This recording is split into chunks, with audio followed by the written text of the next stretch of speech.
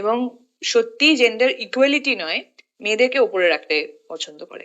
আমার সব থেকে বেশি প্রাউড ফিল হয় ওকে নিয়ে। আমি একজন মানুষের সাথেই মিট করেছি যে নিজের আগে মহিলাদেরকে রাখে এবং সত্যি জেন্ডার ইকুয়ালিটি নয়, মেয়েদেরকে উপরে রাখতে পছন্দ। সমুদ্র দ্বারে নীরবতা পরিবেশে এবার গোপন ক্যামেরায় ধরা পড়ল দেব ও শুভশ্রীর নীলাখেলা। সামাজিক যোগাযোগ মাধ্যমে যখন দেব ও শুভশ্রীর প্রেম এবং বিয়ে নিয়ে তোলপাড়, তখন এই ভিডিওটি আরও বেশি ঝড় তুলেছে। জানা যায় শুভশ্রী এখন রাজের সঙ্গে নেই, সে এখন বেশিরভাগ সময় দেবের সাথে সময় কাটাচ্ছে।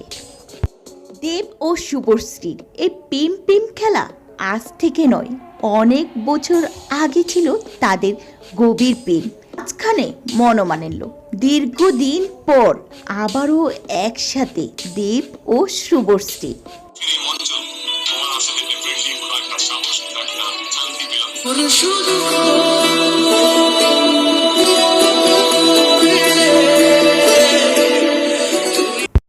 এখন প্রায় দেবের সাথে শুভশ্রীকে দেখা জানা যায় দেবের প্রযোজক চলচ্চিত্রে দেব ও শুভশ্রী এক জুটি হয়ে কাজ করছে।